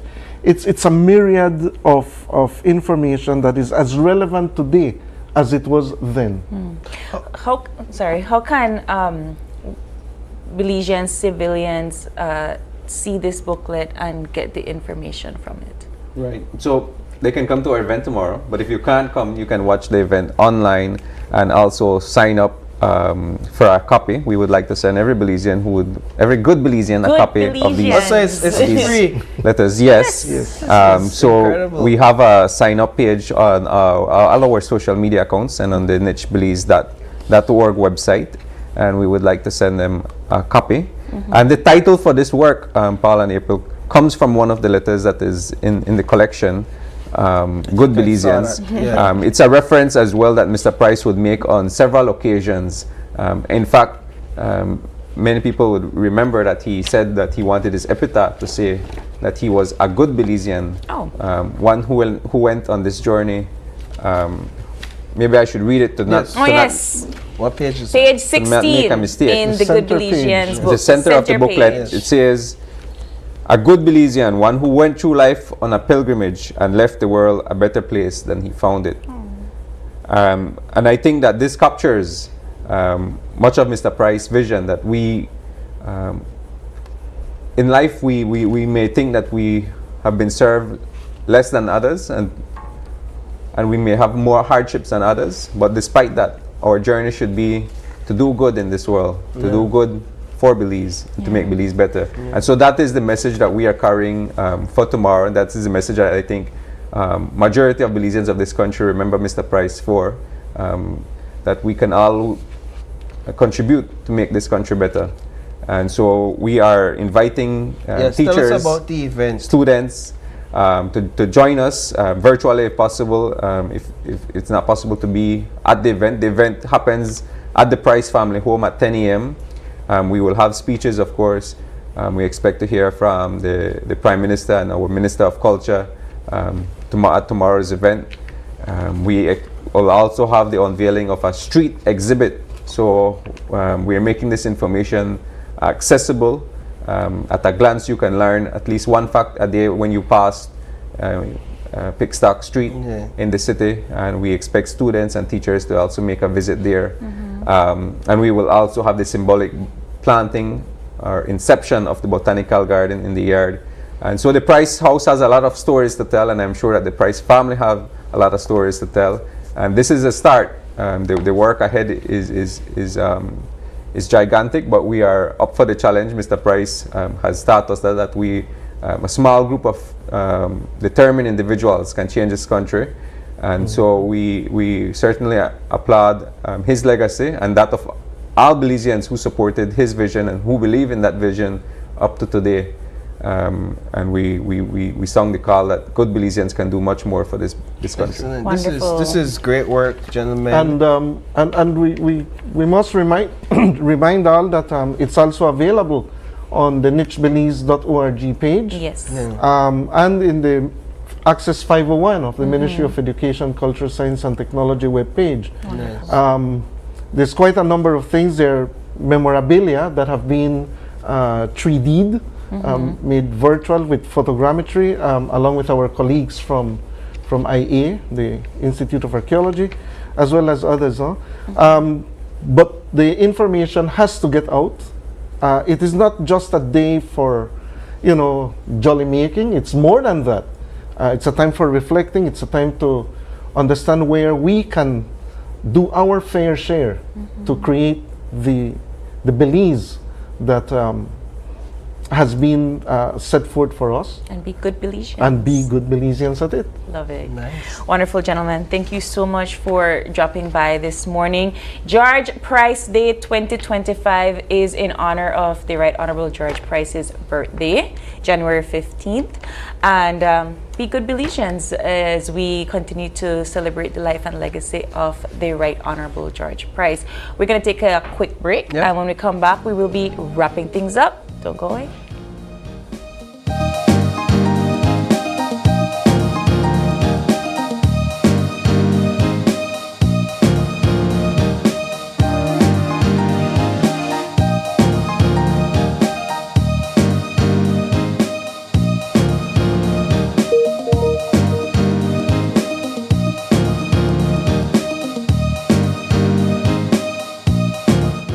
And I'm a teacher and I bank with Belize Bank Independence Branch. What I enjoy is the safety features that the app offers. I have a sense of not having to worry or be concerned about somebody finding my password and username to sign in the application because of the use of the one-time password. And another feature that I love, that I use the most, is how the app synchronizes with my fingerprint on my device. I enjoy the rapid and easy, seamless process to apply for loans through the Belize Bank, and I don't have to be having too much back and forth to visit or take time to visit the bank. They also start to offer the online applications through the app for loan applications, which I believe is very neat. I would definitely recommend Belize Bank to other teachers because one of all the features and advantages that the app offer. With these online that Belize Bank offered is basically everything that you can do in the palm of your hand. So I would definitely recommend the bank to other teachers.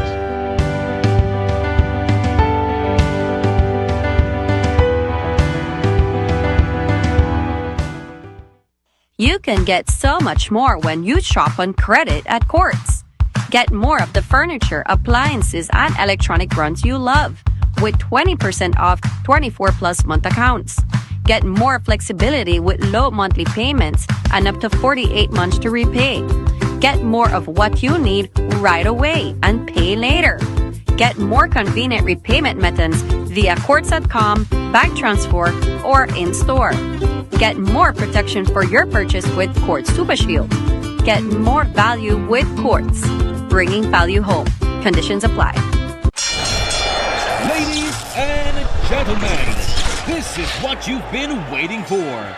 In this corner, we have the masters of limitless power and unbeatable connection. Pioneers of 4G LTE in Belize. It's the undefeated champion, Smart. And in the other corner, struggling to keep up, it's the other guy. Fight!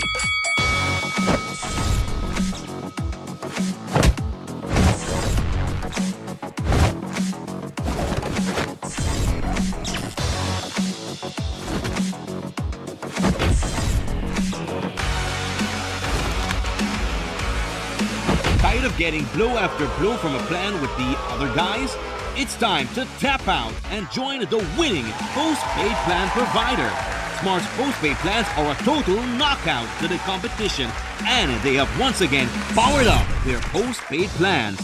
Sign up for one of Smart's boosted postpaid power plans today and experience the victory of superior service. Smart, bringing people together. It's clearly documented that we have been having, as a planet, an increase in incidence of cancers. And remember, cancer is a genetic disease. When you now look at somebody's DNA or their genetics, it can tell you everything about a person. So what we use next generation sequencing to do in particular is to look at hereditary cases of diseases. Be viewing Caribbean Medical TV on this station.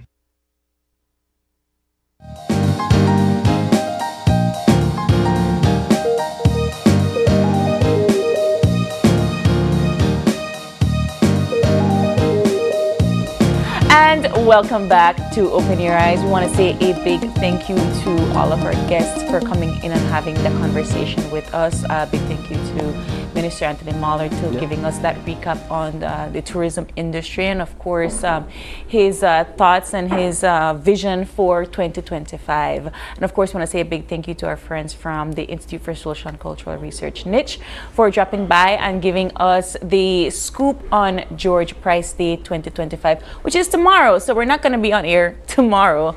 And of course, a big thank you to our viewers for, of course, joining us, starting your morning right here with us on Open Your Eyes. It is January 14th, and if it is your birthday today, we want to say a happy birthday to you from all of us here. And if you have a birthday shout out or just a question or a concern, you can drop us a line right here at oye@channel5belize.com. You can also catch us on Instagram for all the behind the scenes at OYE Belize. And of course, Paul forgot his line because he hasn't been with us for a month. You can also catch us on live on Facebook. On Facebook. Open Your Eyes Yes, BC. But no, of course, we wanted to say come back on January 16th on Thursday when you open your eyes. And start your morning right. Be sure to keep your eyes, your mind. And of course, I wouldn't forget your hearts wide open. We'll see you soon, Belize. Have a wonderful day. Enjoy your holiday tomorrow. Be good Belizeans. Bye.